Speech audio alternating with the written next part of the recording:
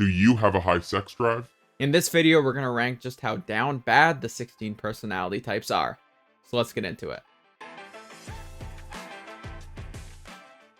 For the purposes of this video, I will define libido as sexual drive. So basically having a high sex drive, a high desire to engage in the activity with other people, not necessarily how you feel internally, but your actual desire to go out there and engage in sexual relationships. I'm doing my best here, guys, with definitions. It is a difficult thing to do. I'm going to try and rank the types. Of course, all of the personality types are affected by different things like hormonal levels, age, experience. So it's going to be a difficult thing to kind of define, but there's some, I think, interesting things to note about different personality types and how their libido is expressed. Some people might express that more in external relationships, and some people might internalize that libido and engage in that alone. If you know, you know. So first, we're starting with INFJs. We're going to start go through the order here with INFJs. INFJs actually have a very high libido in general. Oh, I've got the graphics blocking me out here. All right, well, we're gonna deal with that. Yeah, INFJs in general have a pretty high libido because they're still NI hero personality types. So INFJs, they do have a lot of sexual drive. And introvert intuition is passion. It's all about desire for sexual relationships, especially because that's what they're mainly looking for. INFJs also have extroverted sensing in that aspirational slot, which has an aspiration to engage in relationships with other people. They're also intuitive feeling personality types, which means they're relationship focused on top of it. So having that super high desire, that super high level of passion mixed with that extroverted sensing aspiration to connect with other people physically can lead to a very high libido. INFJs also have something kind of unique within the introverted personality types, which is very low introverted feeling and introverted sensing, which just means they have a difficult time being alone despite being an introvert, which can also arguably lead to having that libido expressed more externally. So yeah, for that personality type, INFJs, I think pretty high in that S tier for them. Then we have ENFJs. ENFJs have similar things going on. They're extroverted, of course, which is slightly different, but they are relationship focused. They do have very high introvert intuition, which really is the libido function in its base form of desire, in terms of wanting something, craving something from a physical perspective, being more introverted sensing, but desiring something from a passion perspective, being more of an introverted intuition thing. ENFJs do have higher than average libido because of that. So I would still put them in the higher category, being in that slightly above average, because they do have that super high introverted intuition. So they do have a very high craving for that external relationships. And then we have INFPs. INFPs are a little bit different. INFPs, they don't have introverted intuition in their top slots, and their introverted sensing is a little bit lower. So that just changes the nature of the sex drive of an INFP. And INFPs in general, they are introverted personality types as well, and they have very optimistic introverted function. So they don't mind spending a lot of time alone. They can engage in intimate relationships with themselves, but when it comes to engaging in them with other people, they aren't necessarily going to be pushing themselves with that drive as much as some other personality types. They like being alone. They don't have a ton of introverted intuition, which is that pure passion desire function. If other people initiate, if other people take kind of the initiative and the lead, they're going to respond in kind, but they don't have the absolute highest level of sexual drive and desire. And then we have ENFPs. ENFPs, they do have some different things going for them. They are an extroverted personality type. They are a NF, a relationship focused personality type. They do have their perception or their sexual functions in the top slot with extroverted intuition, which is the responder of introverted intuition, which is kind of the source of the libido and drive within a personality type. And when it comes to surrounding information regarding them, they are soul temple personality types, which care a lot about intimacy. And so I would say that they are above average when it comes to this. They have that introverted sensing aspirational as well, which is all about craving experiences, right? So it's kind of the other side of the coin when it comes to libido. One is a desire to engage in external relationships, and one is a desire to receive internal sensation. And for introverted types who have SI, they don't mind necessarily literally being alone, whereas extroverted personality types with introverted sensing, might seek sensations that are both external and a good experience internally. So it gets a little bit complicated there. But ENFPs, I would still say above average when it comes to their libido and their desire to engage in external relations. And we have INTJs, and INTJs have the same thing going for them as INFJs, which means, and I have to put it up at the very top, they do have an extremely high libido because they have that drive function as their very top function.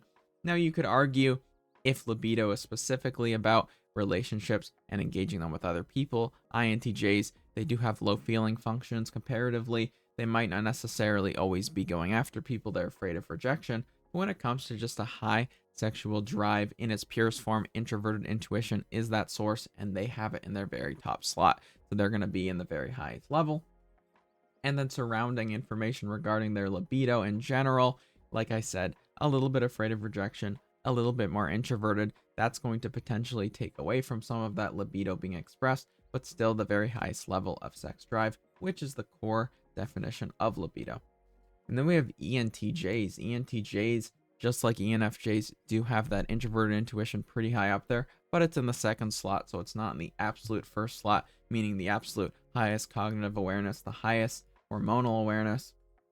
And so I would say they slot in that second level. And I might not make this list perfectly distributed because in general, of course, humans are very sexual creatures. No one really necessarily, unless through hormonal, nurtural, and other factors, is going to have absolutely no libido. But there are different reasons, hormones, different sexual preferences, of course. But in general, people have high libido. Of course, that's how we reproduce.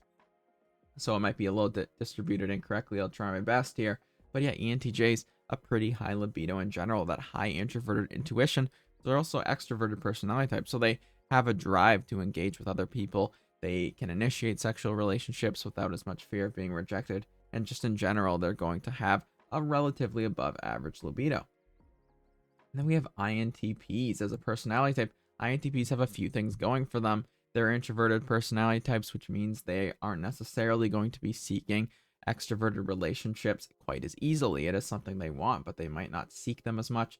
Their sexual drive function, their NI is in a very pessimistic slot, being NI critic. They are a thinking personality type, which means they might not seek emotional relationships. They might avoid people secondarily with in addition with the fact that they're introverted. And yeah, just those qualities in together being combined, their introverted sensing being a little bit lower. It's not even in the top two slots when it comes to sensation seeking. It's also optimistic when they're alone. So when it comes to being alone and sensation seeking, that might be above average. But when it comes to seeking external sexual relationships, I would say that they're a little bit below average. Now, you could argue this, you could definitely raise it higher. But in general, they're not going to be the one out there constantly trying to engage in sexual relationships by nature. Their actual sexual drive is going to be a little bit more muted. But then we have ENTPs, and now it's a little bit different. They're quite extroverted, and that changes things in a lot of different ways. Their introverted intuition is more optimistic, so their drive is more optimistic. Their reception of drive, their extroverted intuition is more optimistic. They're a perceiving hero. They're an extrovert. A lot of things going for them that make them a little bit above average when it comes to their libido. Now, you could make an argument they're a little bit lower on the list. You could even argue they're a little bit higher. But being a perceiving hero is going to put you above average. Being an extroverted perceiving hero for sure means that you're going to be engaging in those. Your internal drive isn't going to maybe be as strong as like an NI hero, but it's still going to be above average in libido terms. And then we have ISFJs. Now, when it comes to ISFJs, they are sensing personality types. They have introverted sensing as their first function. So their legitimate drive in terms of their push to receive experience is going to be high. Their drive to necessarily engage with other people is going to be a little bit lower. Their introverted sensing is more sensation seeking, and because it is in a higher functional spot, it's going to be a little bit higher. I'm going to say, ISFJs, they are perceiving hero types, which means they're going to have a generally healthy libido, but that low introverted intuition, which is kind of a legit sexual drive and a desire, is a little bit lower, which means they can get stuck in their comfort zone without necessarily initiating. They kind of want other people to initiate sexual experiences, which is just going to put you a little lower than some other personality types, which either are bulging with sexual desire or have a very easy time engaging in extroverted situations like ESFJs. ESFJs, They do have a little bit more of that sensation seeking with that introverted sensing, and they're an extroverted personality type. And because of that kind of combination, I would say that ends up resulting in a little bit higher of an extroverted libido when it comes to engaging in sexual relationships with other people.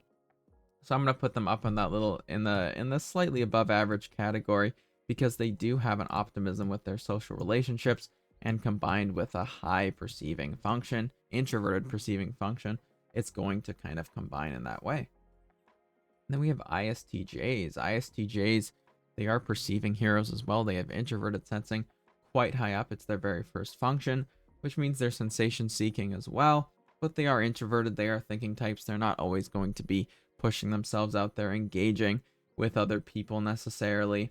But at the same time, that high sensation seeking function just makes up for it regardless and gives them an average level libido, where sometimes they might be above average, sometimes it might be seen as below average. ESTJ is very similar type of thing. I think with ESTJ is very similar for what I said for ISTJs. What they lack in having as high perceiving functions or sexual functions, they make up for with the fact that they are extroverted and they are engaging with more people, which kind of compensates and ends up meaning they're going to be engaging with sexual relationships in a very similar amount of capacity as ISTJs, although ESTJs may get distracted with their career focus, but still going to be engaging on an average level.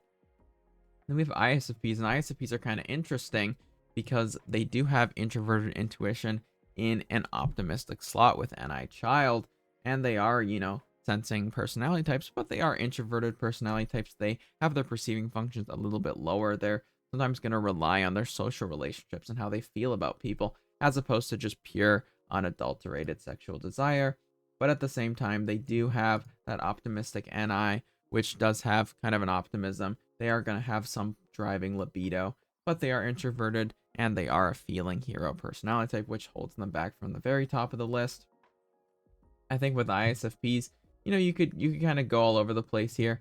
You could go higher, you could go lower. It really depends, and that's obviously true for all of the types. When it comes to ESFPs, I would say ESFPs are a little bit higher. They do have that perceiving hero focus, that perceiving hero perspective, and because of that, they're going to have quite a high libido. They are being a perceiving hero, wanting to share good experiences with SE hero. They have that NI aspirational, which is that sex drive, that aspiration, and they just are engaging in the sensory moment quite a bit. So I would say they're a little bit above average. With that introverted feeling, though, sometimes they are going to want to like someone. They are going to have their feelings involved with their sexuality, which you could argue a lot of things about how that affects their libido. Then we have ISTPs. ISTPs in general aren't necessarily, while they do have NI in an optimistic slot, it is lower. And unlike ISFPs, they don't necessarily have as much of that extroverted drive, being a thinking type instead of a feeling type. And so I'm going to say it's a little bit lower, and they're more focused on what they want to do, what they want to create, joy seeking. If they are in a kind of bored, thrill seeking mode, they might engage with their libido more and go above average. But in general, if they're just engaging with their craft, the things they like doing, things that are fun, they might not necessarily be constantly on the pursuit. And that's a little bit different for ESTPs, because ESTPs are very extroverted. They are also soul temples, so they are intimacy focused. And ESTPs in general are just really focused on sharing good experiences with people with high extroverted sensing. They are very focused on that. They have that NI aspirational, which really wants things, and they can really just enjoy sharing good experiences with other people, and they want to give good experiences because it's how they gain loyalty. It's how they gain people who are going to stick around for them, and they can often see that side of it instead of the emotional side that an ESFP might see. They're just seeing the raw logical side of it, and that can sometimes result in a more sexual focus as opposed to an emotional focus. So sometimes those can be opposites, which causes ESTPs potentially to be even more sexually focused because they're not focused as much on the emotional part of a relationship. So, a short overview. Let me know in the comments down below what you guys think. This one is pretty damn subjective. Let me know what you think. Yeah, it's an interesting one. It's a hard one to do. I did my best. I think at the very least the reasoning and kind of discussion is an interesting one to have. The ranking list can definitely be shifted around. If you did make it this far, please like and subscribe and hit the bell as it helps the channel. And I hope you all have a great day.